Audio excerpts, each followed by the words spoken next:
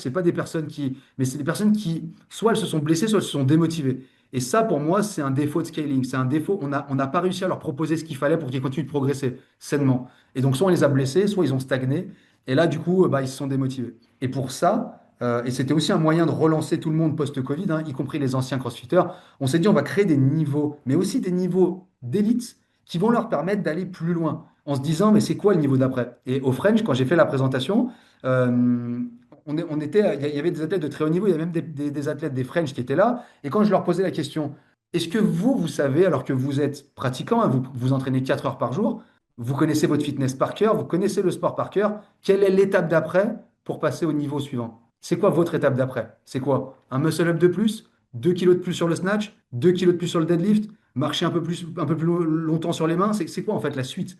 Et personne ne pouvait répondre. Parce qu'en fait, tu sais pas, tu l'as jamais vraiment cartographier en fait ce chemin de progression. Tu sais pas vraiment ce que c'est. Ouais, tu dis, il faut que je sois un peu plus cardio, un peu plus fort, un peu plus agile, il faut que je sois un peu meilleur de partout. Mais vraiment, factuellement, c'est quoi l'étape d'après? Je comprends que tu veux parler latin, allemand, anglais, etc. Mais si tu veux être meilleur en langue, c'est quoi l'étape d'après? Il va nous falloir une langue, un mot, et on va l'apprendre par cœur. Puis après, on va passer à l'étape d'après, etc. Et on a voulu cartographier le fitness comme ça. Et c'est exactement comme ça qu'on a construit ces grades. Et tu vois, aujourd'hui, bah, il y a une suite logique du niveau jaune, orange, vert, bleu, violet, rouge et or ensuite, qui te font passer d'un niveau de fitness sédentaire à un niveau de fitness d'élite. Bah, déjà, pour répondre à ta question par rapport aux langues, déjà, l'élément de base, c'est qu'il ne faut pas être français. Tout de suite, allez, c'est bon. Allez, il faut que j'ouvre ma bouche maintenant, c'est bon, allez, là, c'est trop, là. On m'a manqué de respect beaucoup trop, là.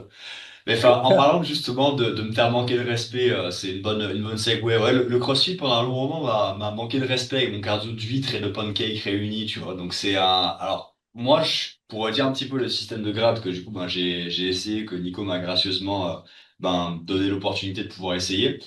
Donc, moi, mon expérience CrossFit, ça a été commencé il y a, j'ai dû en faire voilà, 7 8 mois, je dirais, chez CrossFit Dijon, qui Pierre est incroyable et fait un très très bon travail.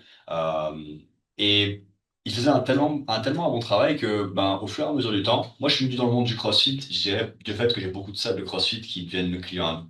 Après, je me dis, quand même, pour mieux comprendre l'histoire, je vais aller faire du CrossFit. Donc, je vais chez Gijan, je fais tout ça, je découvre, voilà, le fait que, bah, pour autant, j'ai fait de la muscu depuis que j'ai 15 16 ans et c'est là où j'ai perdu une trentaine de kilos. Pour autant, je suis toujours aussi une merde. C'est là où je me suis rendu compte, ok, j'ai rien compris à l'histoire et je suis tout sauf ce que je me considérais être fit à l'époque.